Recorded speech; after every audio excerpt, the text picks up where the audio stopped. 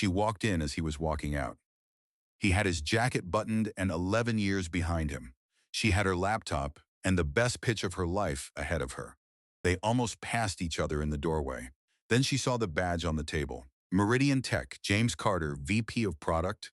She read it once. She read it again. She looked up.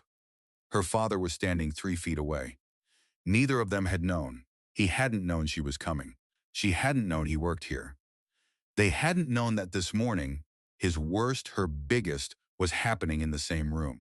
The board chair stood up. Then the others, one by one. For her, James Carter watched 12 people stand up for his daughter 4 minutes after those same 12 people had watched someone fire him. He hadn't made it to the door. He didn't know if he wanted to anymore. Behind him on the table next to the badge was his phone. One unread text. From Maya, sent that morning at 7:42. Wish me luck today, Dad. Big meeting. He'd texted back. You've got this, I love you. He hadn't known. Neither had she. Subscribe if you're new, and share this tonight with someone who needs to hear it. James Carter had a rule about work. He didn't bring it home. Not the stress, not the politics, not the 11 years of meetings and roadmaps and quarterly reviews, and the specific, grinding frustration of watching decisions get made by people who didn't understand the product the way he understood it. None of it came home. Home was Maya. Home was dinner at 6:30. And how was your day and listening to her talk about whatever she was building. First in school, then in that apartment in Wicker Park where she'd started Apex 3 years ago. On a second-hand desk, he'd helped carry up 4 flights of stairs. He'd listened to all of it. He hadn't told her much. Not because he was hiding anything. Because he'd made a decision the year Sandra died. Quiet decision, never said out loud, that Maya was not going to grow up watching her father struggle. She'd already lost her mother. She didn't need to watch her father come home defeated. So he came home not defeated, even on the nights he was. The morning had started fine. Normal fine. Coffee at 6, traffic on 94, badge in at 7:54 fine. He'd texted Maya at 7:42. She'd been nervous about something, a meeting. She'd said, big meeting, Dad. The kind that could change everything. And he'd been half reading her text while making coffee, and he'd sent back what he always sent when she was nervous. You've got this. I love you. She'd sent a heart. He'd driven to work. He'd had no way of knowing that Maya's big meeting and his quarterly board review were happening in the same building, same floor, probably the same room. He'd find out later that the board had scheduled her for the slot immediately after his. No way of knowing, so he hadn't known. He'd sat in that conference room at 9 a.m. with his notebook and his coffee. And the product roadmap, he'd spent 3 weeks building. And he'd listened to Derek Walsh talk about the company's new direction for 11 minutes. Before Derek said his name. James, we appreciate everything you've built here. We're going in a different direction. 11 minutes, 11 years, same sentence. He thought about Sindra on the drive in that morning. Not unusually, he thought about her most mornings. The specific way she appeared when he was alone in the car, not as grief exactly, more like company. Like she was in the passenger seat. That morning she'd been quiet. She was quiet sometimes. Like she was waiting for him to figure something out. He hadn't figured it out. He'd parked. He'd gone in. He'd sat in the conference room. And then Derek had said his name. And the room had gone quiet in a different way. The quiet of 12 people who knew something was coming and had decided collectively that they were not going to be the one to stop it. James had sat with that quiet for 3 seconds. He'd thought about Sandra. He'd thought about Maya. He'd thought about 11 years of coming home not defeated even on the nights he was. Then he'd reached up and unclipped his badge, set it on the table, stood up, buttoned his jacket. The way Sandra used to tease him about, James, you button that jacket like you're going to war. He wasn't going to war, he was just going. He'd pushed in his chair. He'd started for the door, 12 steps. He was on step 9 when it opened. He'd known Maya's walk since she was 2 years old. The specific rhythm of it, purposeful, slightly fast. The walk of someone who had somewhere to be and intended to get there. She'd had it her whole life. He used to joke that she came out of the womb with a destination in mind. He recognized it before he saw her face. His body understood what was happening before his brain did. She walked in. She was looking at the room, scanning it, the way she always scanned new rooms, the habit she'd had since she was 7, and he'd watched her walk into birthday parties like she was memorizing the exits. She didn't see him yet. She saw the badge. He watched her see it, watched her eyes move to the name, watched her understand the name. It took maybe 2 seconds. It felt like something longer. She looked up. He was still on step 9. He'd been on step 9 for what felt like a long time. He thought, I should say something. He thought, I don't know what to say. He thought, she's here. She's here. And she looks like her mother. And she's about to walk into the most important meeting of her life. And I was just fired from the company she's about to walk into. And I don't know how any of this is possible. He didn't say any of that. He just looked at her. She just looked at him. And in the looking, in the 2 or 3 seconds before Patricia Webb stood up and the room shifted and everything became something else, James Carter understood something he'd been missing for 3 years. She'd known. Not the specifics, not the conference room or the badge or this particular morning, but she'd known something, the way children knew things about their parents that parents tried to hide, not from the information, from the texture of the silence around it. She'd known he was tired. She'd known some mornings were harder than he said. She'd known, and she'd let him keep his rule, and she'd never said anything. And she'd built something anyway, in that apartment in Wicker Park, on that second-hand desk, for 3 years. While he was coming home not defeated even on the nights he was. Maya had started Apex Analytics on a Tuesday, not because Tuesday was significant, because that was the day the hospital called to say her mother wasn't coming home, and she'd gone back to her apartment and sat on the floor for 6 hours. And when she finally got up, she needed to do something with her hands. She opened her laptop. She started building, not because she had a plan, because her mother had said something 3 weeks before she died, quietly, in the way Sandra said important things, like she was just making conversation, and Maya hadn't been able to stop thinking about it. Your father has spent his whole life making other people's work look good. I want someone to walk into a room one day and see something with your name on it. Maya had written it down. She'd looked at it every day since. The first year was hard in the way that first years were hard. Not dramatically, just constantly. She was 25. She had $12,000 in savings, a second-hand desk her father had helped carry up 4 flights of stairs, and an idea that she couldn't fully explain yet, but couldn't stop thinking about.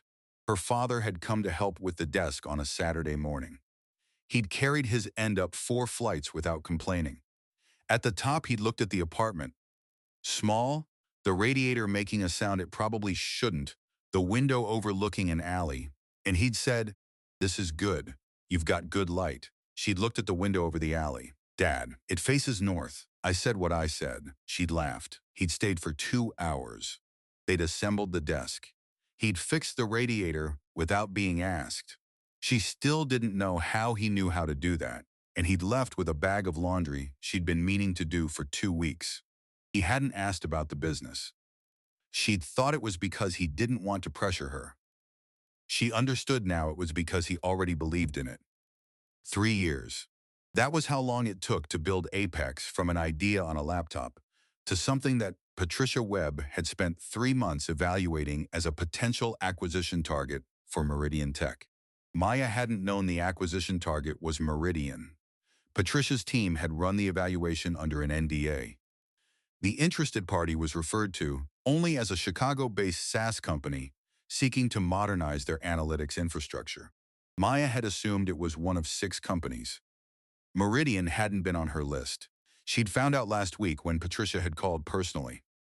"Miss Carter, I've been watching what you've built for 3 months, and I want to be direct.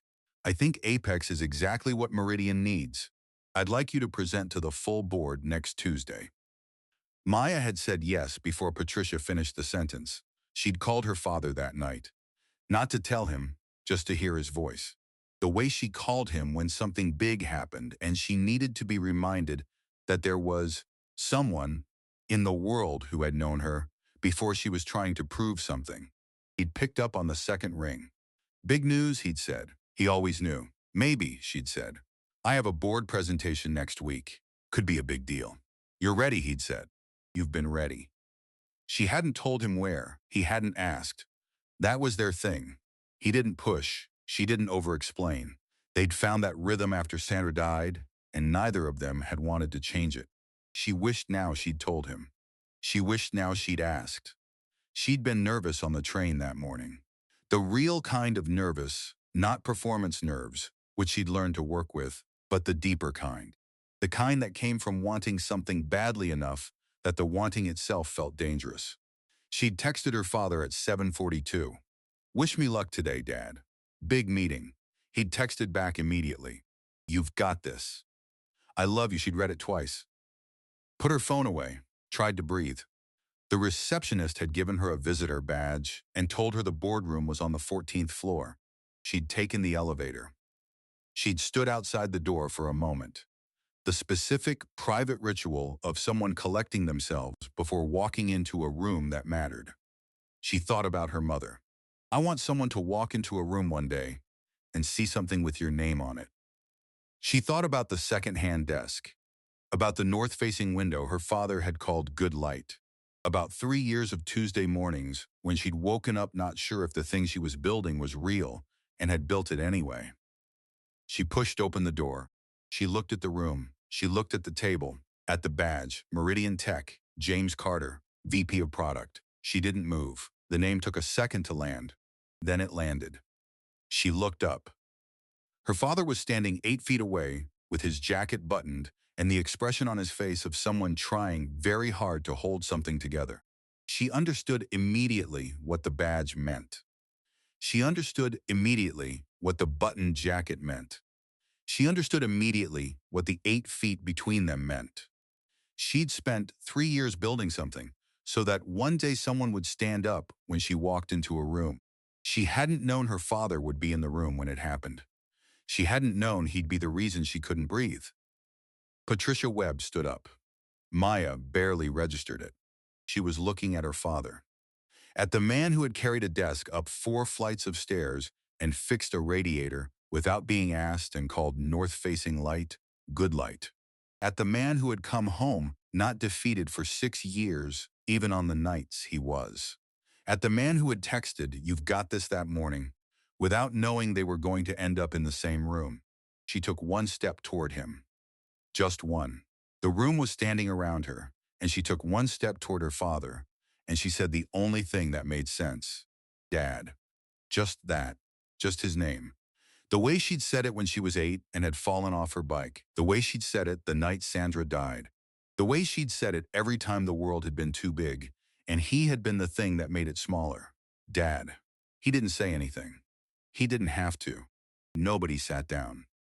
That was the thing Maya noticed first. After her father, after the badge, after the one step she'd taken toward him that had felt like the only reasonable thing to do. Nobody sat down. 12 people standing in a room that had been designed for sitting, for decisions, for the specific managed efficiency of people who had places to be after this. And none of them were sitting. Patricia Webb was the first. She'd stood up the way people stood up when they weren't thinking about standing up. Automatic, like her body had made the decision before her brain caught up. 23 years on boards. She'd learned to read rooms the way some people read weather. And this room was telling her something she didn't have language for yet. She looked at Maya. She looked at the badge on the table. She looked at James. She did the math. It took her about 4 seconds. When she finished doing the math, her expression didn't change. Patricia Webb's expressions rarely changed in rooms like this, but something behind her eyes did. Something that looked like, I didn't know. And underneath that, I should have asked. Derek Walsh was still sitting. He was the only one. He'd stayed in his chair, the way people stayed in chairs when they were trying to understand something, and sitting felt safer than standing while they figured it out. He was looking at Maya, looking at James, at Patricia. He'd been CEO for 8 months. He'd been brought in to modernize, to make hard decisions, to move fast. He was good at all of those things. He was not good at this. This, whatever this was, had not been in any of the scenarios he'd modeled. He opened his mouth. He closed it. He looked at Patricia. She didn't look back. James hadn't moved from step 9. He was aware of the room standing, aware of Derek sitting, aware of his badge on the table and his daughter 3 feet away, and the fact that his face was doing something he couldn't control. He was looking at Maya. She was looking at him. Dad. She'd said it once. It was still in the room. He thought about the last time she'd said it like that, with that specific weight, that specific need, the night Sandra died. He'd been in the hallway outside the hospital room, and Maya had come out and said, Dad, and he'd held her for a long time without saying anything, because there was nothing to say and holding her was the only thing that made sense. He'd held her then. He didn't know what to do now. She was 28 years old, and she was standing in a boardroom, and 12 people were standing because of her, and he was supposed to have already left. He hadn't left. He was still on step 9. He thought, say something. He thought, what do you say? He thought, Sandra, what do I say? Sandra didn't answer. She never answered directly. She just made him think until he found it himself. He found it. You didn't tell me it was Meridian, he said. His voice came out quieter than he expected. Maya looked at him. I didn't know you worked here, she said. You never asked, he said. You never said, she said. Both of those things were true. They looked at each other with the specific, complicated understanding of two people who had been protecting each other from the same information for different reasons, and had just figured that out at the same time. Patricia cleared her throat. Not performatively, the actual clearing of an actual throat by a woman who needed a moment. Mrs. Carter, she said, I apologize. I didn't know. Maya looked at her. That he worked here, Patricia said. I didn't know James was your father. I know, Maya said. If I had, it's okay, Maya said. Patricia looked at her. It's not, Patricia said. That landed. In the room, on Derek. On the 11 board members who had been standing and were now very still. Patricia had a way of saying things that made people stop moving. She looked at James. He looked back. James, she said. Patricia, he said. 20 years of quarterly meetings in that exchange. 20 years of James building things and Patricia evaluating them. 20 years of professional respect that had not been enough to make her stand up when Derek said his name an hour ago. She hadn't stood up. She'd sat there. And now she was standing. He wasn't going to say that. He didn't need to. She already knew. Derek stood up, finally. He stood up and he straightened his jacket. And he looked at James with the expression of a man who had done something that had made sense when he was doing it and was no longer sure. James, he said. Don't, James said. Not angry, just don't. Derek stopped. He sat back down. The room was quiet for a moment. The specific full quiet of 12 people who had just watched something happen that none of them had a procedure for. Maya was still looking at her father. He was still looking at her. She took the second step. Then, the third. She stopped in front of him. Up close, she could see what she hadn't been able to see from across the room. The specific, careful way he was holding himself together. The set of his jaw. The way his hands were very still at his sides. Her father's hands were never still. He was a pacer, a fidgeter, someone who thought with his hands, always tapping something, adjusting something, picking up a pen and putting it down. His hands were completely still. She understood what that cost. She'd seen it once before, the night Sandra died. He'd held Maya for a long time with completely still hands. She reached out. She put her hand over his. He looked down at her hand. He looked up at her. You fixed my radiator, she said. He blinked. What? 3 years ago. When you helped me move in, you fixed the radiator without being asked. She looked at him. I never figured out how you knew how to do that. He was quiet for a second. Your grandfather, he said. He fixed everything. Wouldn't pay anyone to do what he could figure out himself. You never told me that, she said. You never asked, he said. She almost smiled. We're doing that a lot today, she said. Yeah, he said, we are. Something shifted in the room, not dramatically.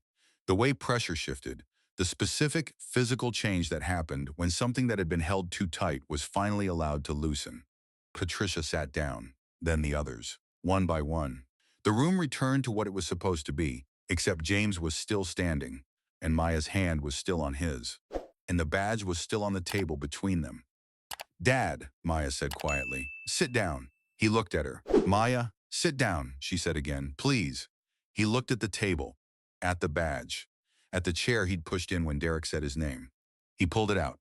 He sat down. Maya sat down next to him, not across the table, next to him. Patricia looked at them both. She looked at Derek. Derek looked at the table.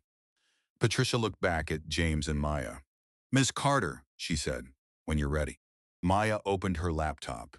She looked at her father once. He nodded. She looked at the room. "Apex Analytics," she said. "3 years ago, I started building this because someone told me the tools that existed weren't good enough for the people trying to use them." She paused. "I still believe that," she said. "Let me show you what I built." She clicked to the first slide. James sat next to her. He didn't look at the slides. He looked at his daughter, at the way she held the room, at the way the room held its breath for her. Sandra had said, "I want someone to walk into a room one day and see something with your name on it." He was in the room. He was seeing it. She'd been on boards for 23 years. She'd seen a lot of things in boardrooms. Mergers that fell apart in the last hour. CEOs who cried. A man who had a heart attack during a vote and insisted on finishing before they called the ambulance. They hadn't let him, but he'd insisted. She'd seen a lot. She hadn't seen this. She watched Maya present. 40 minutes. Clean deck. The kind of presentation that came from someone who knew their material so well, they didn't need to look at the slides. They just talked, and the slides happened to agree with them. Patricia had seen hundreds of pitches. Most people presented their company. Maya presented a problem.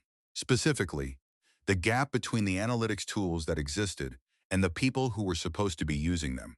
The assumption, baked into most platforms, that the user was technical, that the user had time, that the user didn't have 17 other things happening while they were trying to understand their data.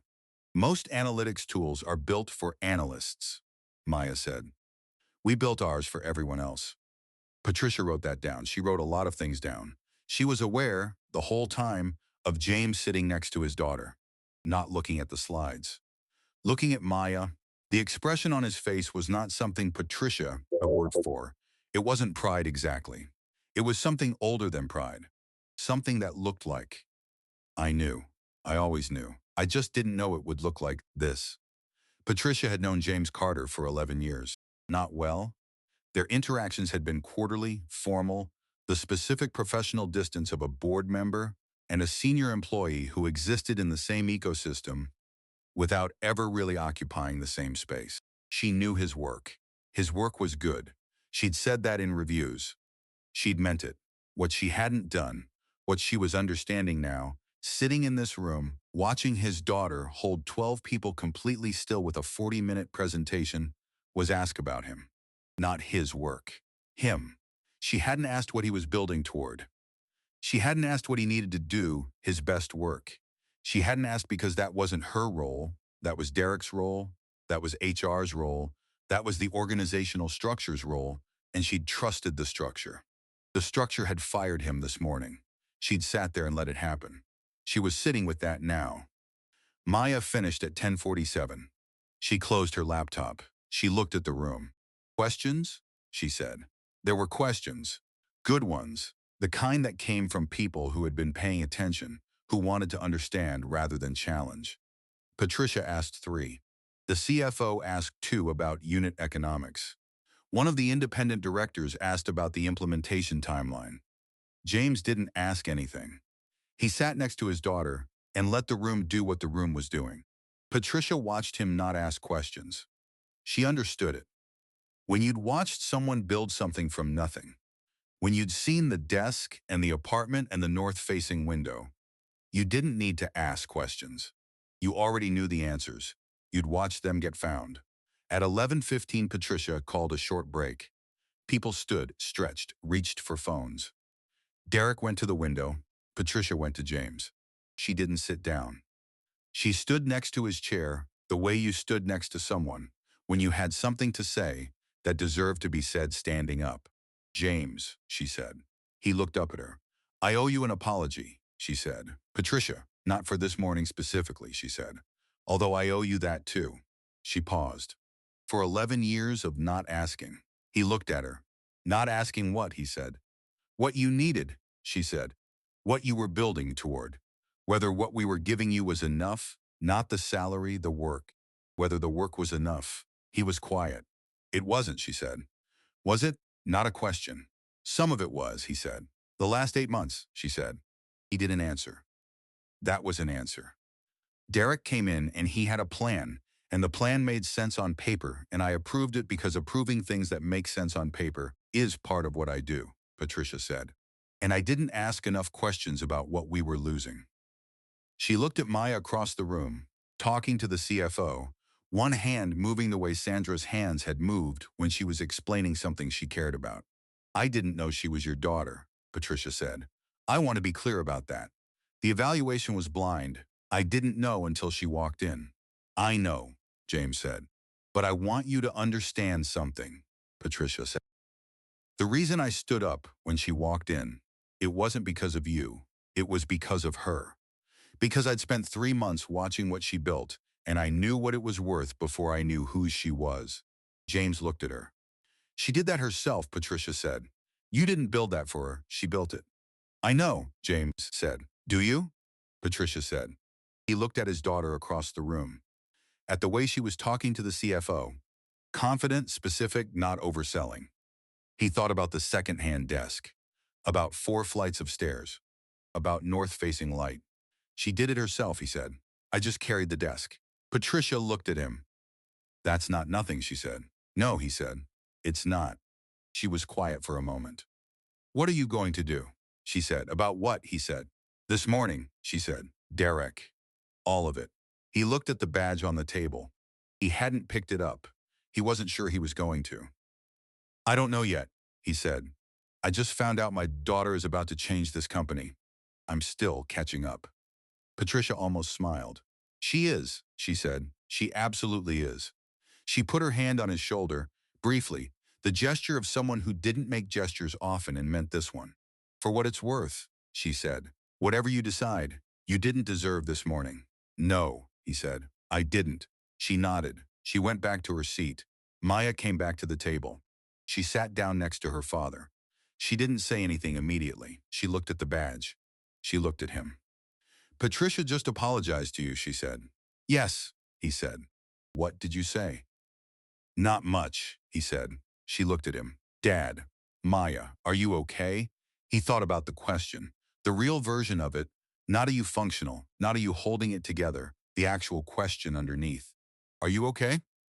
He thought about Sandra in the passenger seat that morning. Quiet, waiting for him to figure something out. He thought about step 9, about buttoning his jacket, about a badge on a table and a daughter walking through a door. No, he said. Not yet. She nodded. Okay, she said. She didn't try to fix it. She just sat with him. The way he'd sat with her the night Sandra died, not saying anything, just there, present. The way Carter sat with things that were too big to talk about right away. They'd learned it from Sandra. They both knew that. Neither of them said it. He'd been standing at the window for 12 minutes. Nobody had come to talk to him. That was new. 8 months as CEO, and he'd learned that people came to him. That was how it worked. He made decisions, and people came to understand the decisions, and then they went and executed the decisions. The room organized itself around him. This room was not organizing itself around him. This room was organizing itself around a 28-year-old woman who was sitting next to the man Derek had fired 2 hours ago, and the whole thing felt like something he didn't have a framework for. He was good at frameworks. He'd built his career on frameworks. He looked out at Chicago. He thought about the morning. He'd done what he was hired to do. The board had brought him in to modernize, to cut what wasn't working, to make the hard decisions that the previous leadership had been too comfortable to make. James Carter's role had been on the list. Not because James was bad at his job, because the job James was doing was going to look different in 2 years, and Derek had needed someone who already looked like the future version of it. He'd made the call. He'd announced it the way he announced things, directly, in the room, No preamble. He hadn't anticipated this. Nobody could have anticipated this. He turned from the window. He looked at James. James was looking at Maya, not at Derek. He'd been not looking at Derek since he said, "Don't," 40 minutes ago. Derek had been in rooms where people were angry at him before. This was different. James wasn't angry. He just wasn't looking at Derek, like Derek had become irrelevant, like the morning had happened and was over, and the thing that mattered now was sitting next to his daughter and watching her hold a room, and Derek was a thing that had occurred between then and now. Derek wasn't used to being a thing that had occurred. He walked to the table. He sat down. He looked at Patricia. She looked back at him with the expression she used when she was waiting for someone to figure out what they needed to figure out. He'd seen that expression before. He'd always been the one waiting. The break ended at 11:30. Patricia called the room back to order. There was a discussion, the specific, detailed discussion of people who had seen something they liked and were working out what to do about it. Numbers, timelines, integration questions. Derek participated. He asked good questions. That was the thing about Derek. He was smart. He asked good questions, and he listened to the answers, and he synthesized quickly. It was why the board had hired him. He asked Maya 3 questions. She answered all 3 without hesitation. On the 3rd answer, he looked at James. James was still watching Maya. Derek looked back at Maya. "Can I ask you something off the deck?" He said. "Sure," Maya said. "When you started Apex," Derek said. "What was the moment you knew it was real? Not the idea. When did you know the thing you were building was actually going to work?" Maya thought about it. She didn't answer immediately. She sat with the question the way she sat with questions that deserved sitting with. "There was a woman," Maya said. "Our 2nd year. She ran a small catering business. No tech background. She'd tried 3 other analytics platforms and given up on all of them." She paused. "She used ours for 2 months and then she called me. She said, 'I finally understand my own business. I never understood it before.'" She looked at Derek. "That was the moment," she said. "Not revenue, not a term sheet. A woman who finally understood her own business." The room was quiet. Derek was quiet. He wrote something down. He looked at it. He looked at James. "James," he said. James looked at him. "For the first time since the morning." "I need to say something," Derek said. James waited. "The decision this morning," Derek said. "The way I made it, in this room. In front of," he stopped. "That was wrong." "Not the decision. The way." James looked at him. "You could have called me into your office," James said. "The week before. The month before." "Yes," Derek said. "You could have told me what you were planning," James said. "Given me time." "Yes," Derek said. "You didn't," James said. "No," Derek said. "I didn't." The room was very still. "Why not?" James said. Derek looked at the table. This was the question he didn't have a good answer to. He had reasons. He'd been moving fast. The decision had felt clean on paper. He'd told himself that direct was better than prolonged. All of that was true. None of it was good enough. "I was moving fast," Derek said. "I told myself direct was kind. I think I was wrong about that." James looked at him for a long time. "You were," he said. Derek nodded. "I'm sorry," he said. "Not with performance. Just I'm sorry. The specific, uncomfortable sorry of someone who had done something they couldn't undo and knew it." James looked at him. He didn't say it's okay, because it wasn't okay. He said, "Thank you for saying that," which was different, which was true. Derek nodded. He looked at his notepad. He looked up. "I'd like you to stay," he said. "Not in the same role. Something different. Something that—" He looked at Maya's pitch deck on the screen. "If this integration happens, I need someone who understands the product the way you understand it. Someone who knows what we've built and can help figure out what we build next." James looked at him. "You fired me this morning," James said. "Yes," Derek said. "In front of 12 people," James said. "Yes," Derek said. "And now you want me to stay," James said. "Yes," Derek said. "I understand if the answer is no." James was quiet. He looked at Maya, not telling him what to do, just watching. The way she'd watched him her whole life when she needed to know what he was going to do next. He thought about Sandra. About don't let them define you. About what it meant to decide who defined you. Derek hadn't defined him this morning. He'd fired him. Those were different things. I'll think about it, James said. Derek nodded. That was enough. For now, at noon, Patricia called a vote, not on the acquisition that would take weeks, lawyers, due diligence, on the letter of intent, on whether Meridian wanted to formally begin the process of acquiring Apex Analytics. Show of hands, 12 hands. 12 hands went up. Maya looked at the hands. She looked at her laptop. She looked at her father. Mom would have said something embarrassing right now, she said quietly. James almost laughed. She would have cried, he said, and then said something embarrassing. In that order, Maya said. Always in that order, he said. They sat with that. Sandra had always cried first and talked after. It had driven James slightly crazy for 30 years. He missed it every day. The meeting ended at 12:30. People gathered laptops, exchanged cards.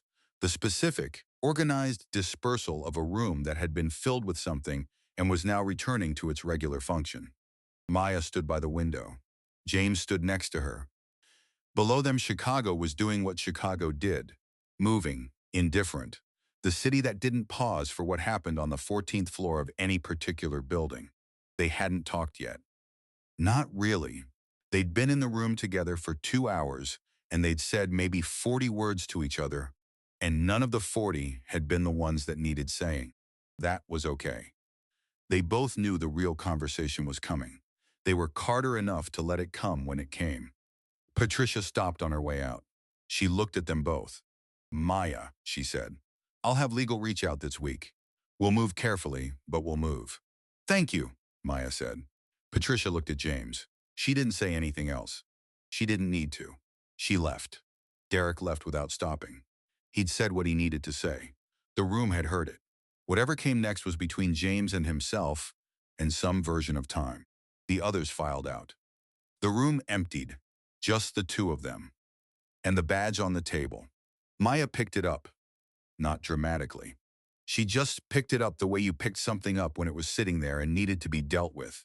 She looked at it. Meridian Tech, James Carter, VP of Product. She turned it over, plain back, nothing on it. She put it in her jacket pocket. James watched her do it. You don't have to. I know, she said. She looked at him. Can we get lunch? She said. He looked at his watch. He looked at the empty room. He looked at his daughter. Yeah, he said. Let's get lunch. They went to a diner 2 blocks away. Not a nice place. The kind of place that had been there for 30 years and knew it and didn't apologize for it. Booths with cracked vinyl. Coffee that came without asking. A menu laminated so many times it had started to feel like plastic. James ordered eggs. Maya ordered the same. They sat across from each other in a booth that was slightly too small for 2 adults, and neither of them mentioned it. The coffee came. They drank it.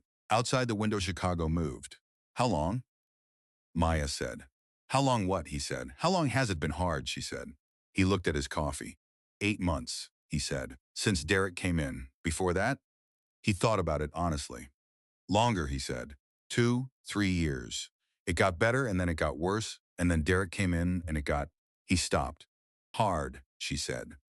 Yeah, he said. She wrapped both hands around her mug. Why didn't you tell me, she said. Not accusatory, genuinely asking. He looked at her. You were building something, he said.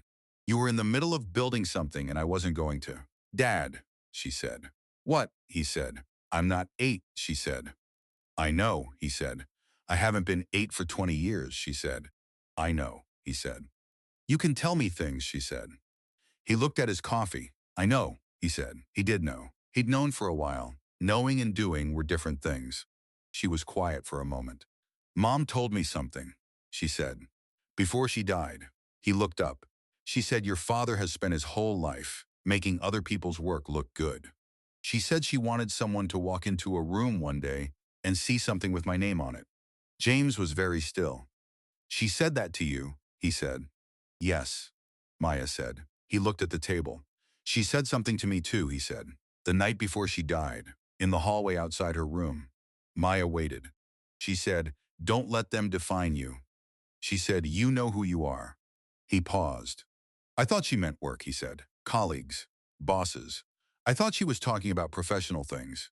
What do you think she meant now? Maya said. He thought about step 9, about buttoning his jacket, about walking out of a room where 12 people had said nothing, about turning around because his daughter was there. I think she meant everything, he said. I think she meant, don't let any of it define you. The job, the badge, the way a room treats you on a Tuesday morning. He looked at Maya. I think she meant, you know who you are, so act like it. Maya looked at him. Did you? She said. This morning. Act like it. He thought about the badge, about setting it down himself, about 12 steps and step 9 in the jacket. I tried, he said.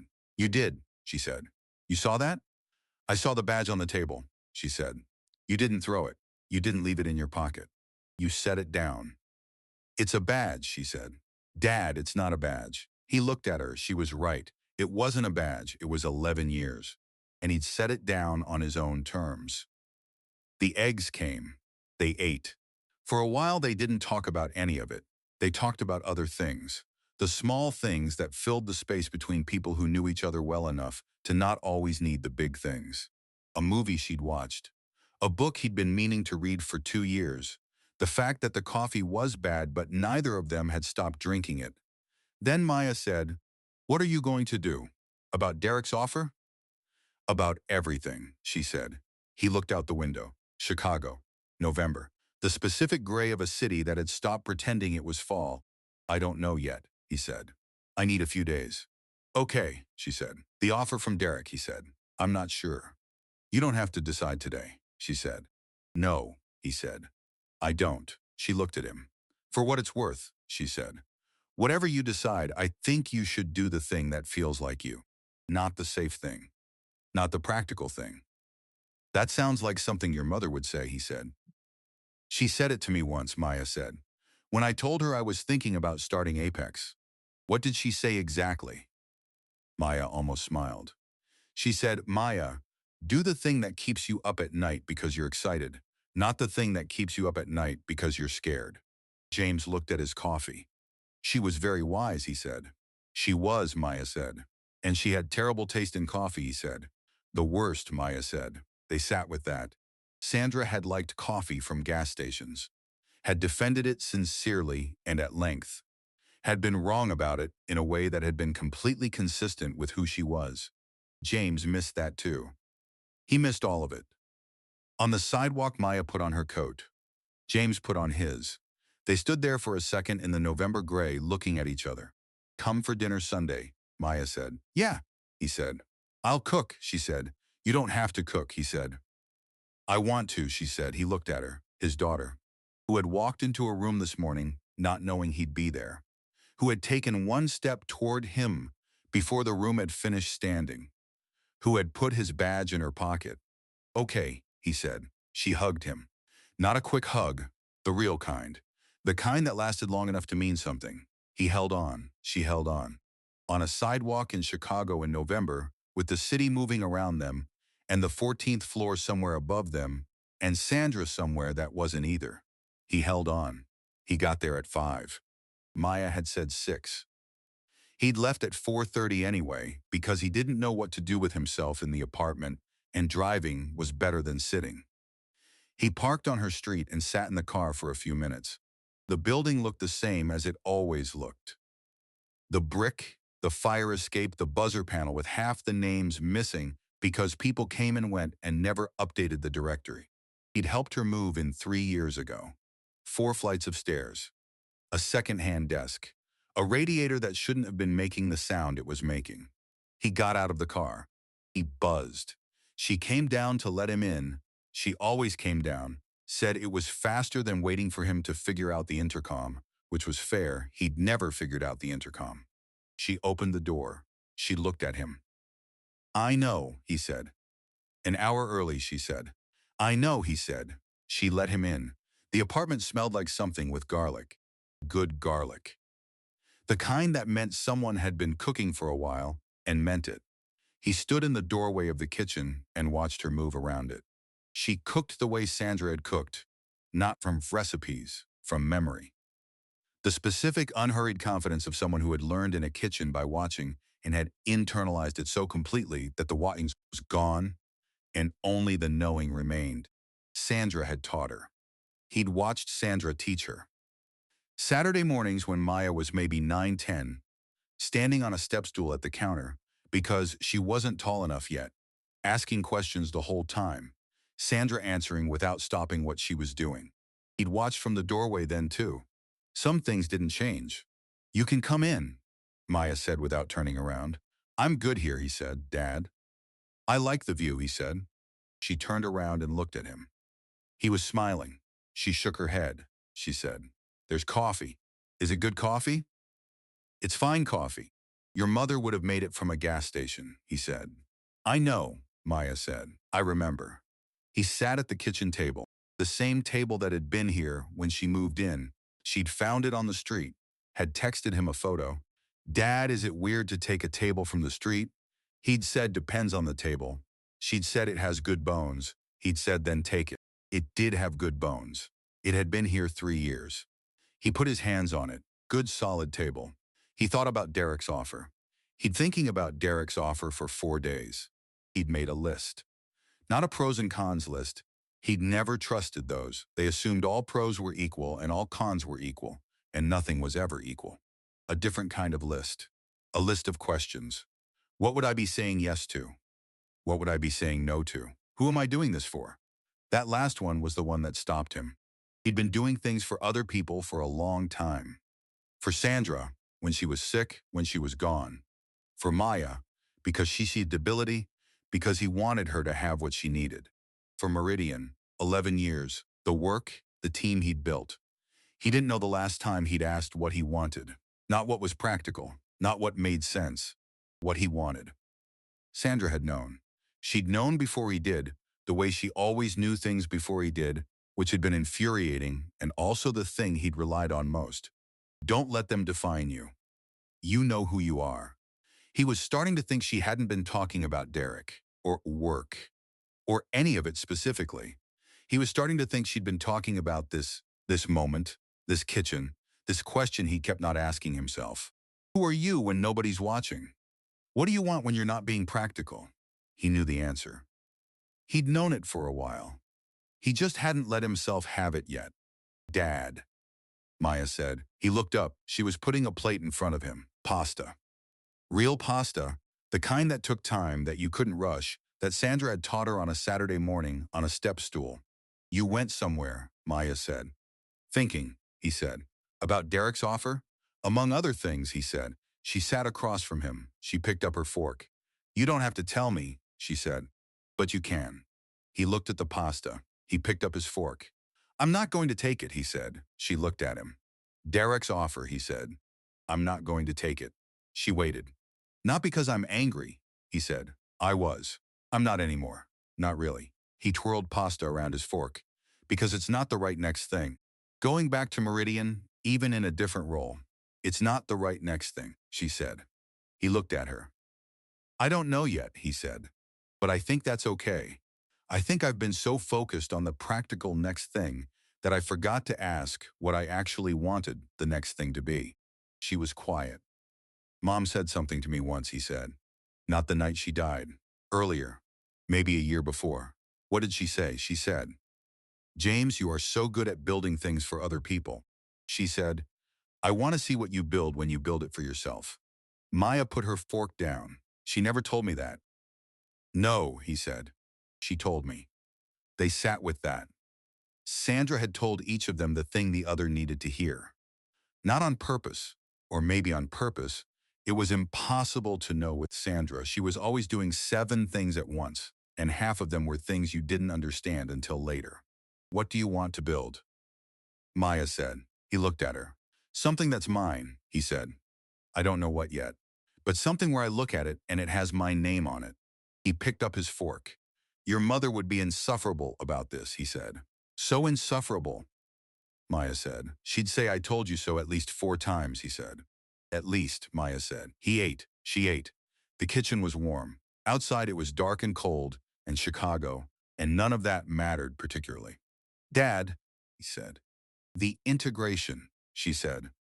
"When it goes through, and it's going to go through, I'm going to need someone who understands Meridian's product the way you understand it." He looked at her. Not as an employee, she said, as an advisor. Your own terms, your own hours. She looked at him steadily. Something with your name on it. He was quiet. Maya, I'm not doing it because you're my dad, she said. I'm doing it because you know things I don't. 11 years of things. She picked up her fork. I could use 11 years of things. He looked at her. At his daughter, who had built something from a second-hand desk in an apartment with a bad radiator and a north-facing window he'd called good light. Who had walked into a room this week not knowing he'd be there. Who had taken one step toward him before the room finished standing. Who had put his badge in her pocket. I'll think about it, he said. That's all I'm asking, she said. He nodded. He ate. She ate. The pasta's good, he said. Mom's recipe, she said. I know, he said.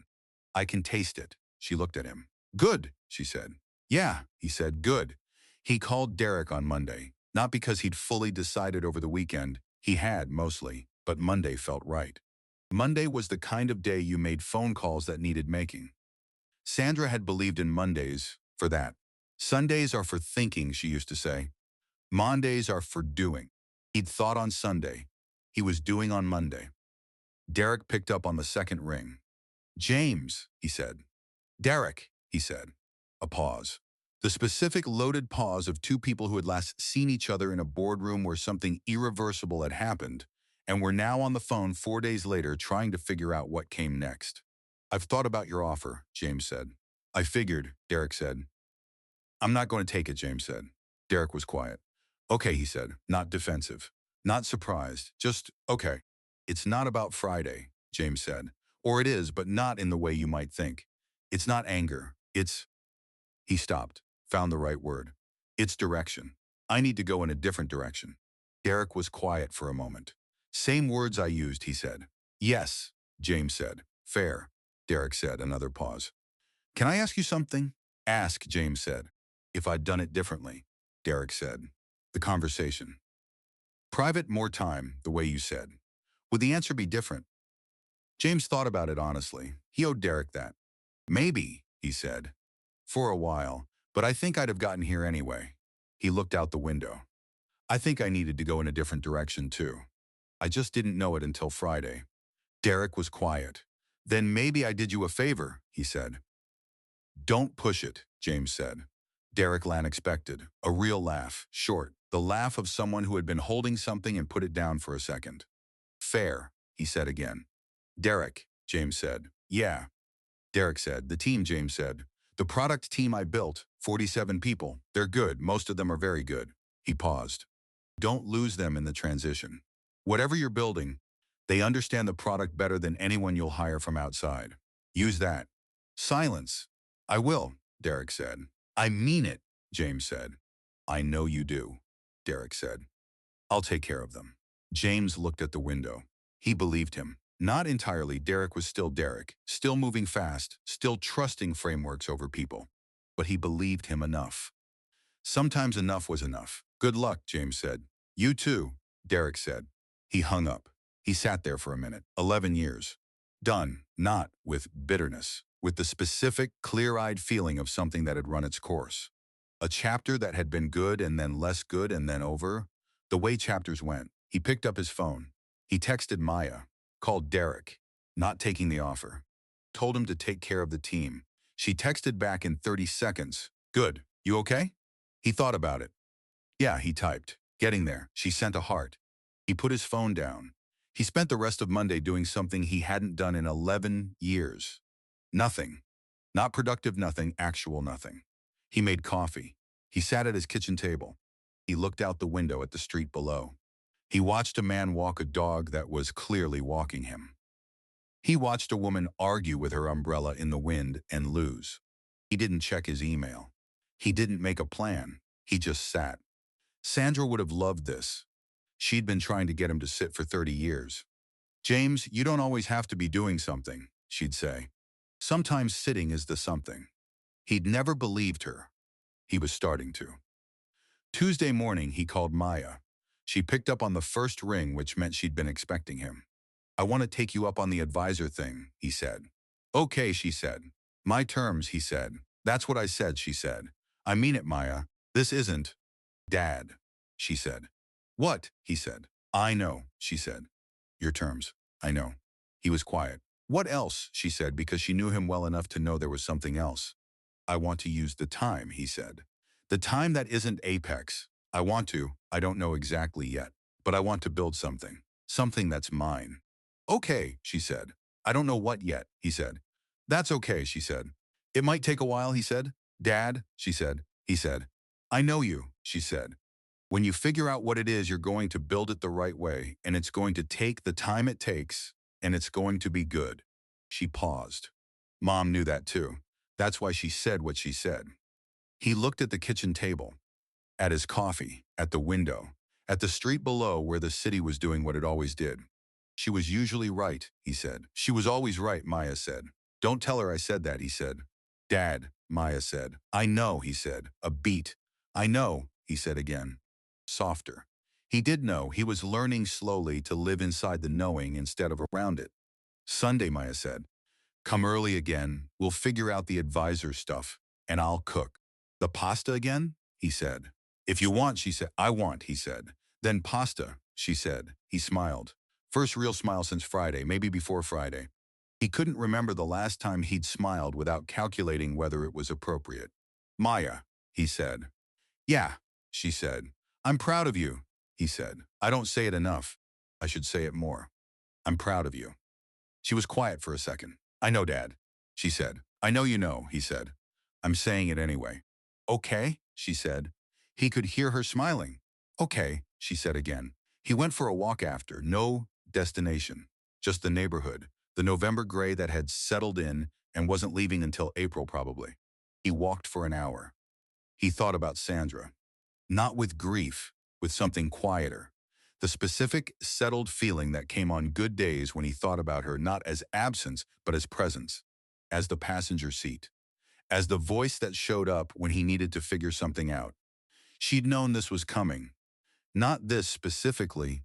She couldn't have known about Friday, about Maya walking in, about the boardroom and the badge, and Derek's face when he realized what was happening. But she'd known something was coming. She'd prepared both of them for it separately, given each of them the thing they needed without telling the other. Trusted that eventually the two things would find each other. They had. In a boardroom on a Tuesday morning neither of them had expected. He walked past a coffee shop, gas station coffee. Sandra's kind. He stopped. He went in. He ordered a small. He stood on the sidewalk and drank it. It was terrible. He stood there until he finished it. He stood there until he finished it. 3 months later, James rented an office above a print shop. One room, one desk, one north-facing window. Maya visited, looked at the old radiator and the brick wall outside, then smiled. You've got good light, she said. James laughed. He named the company Carter Product Works. Its first client was Apex Analytics. Not because Maya was his daughter, because James knew the product, the people, and the questions others moved too quickly to ask.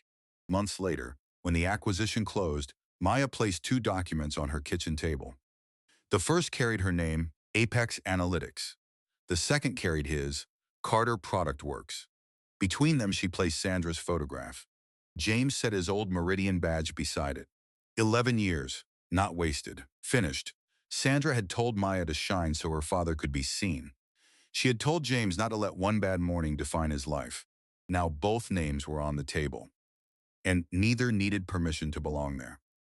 If this story made you think of someone still wondering whether they are enough, share it with them. And subscribe for more stories about the moments that rebuild a life.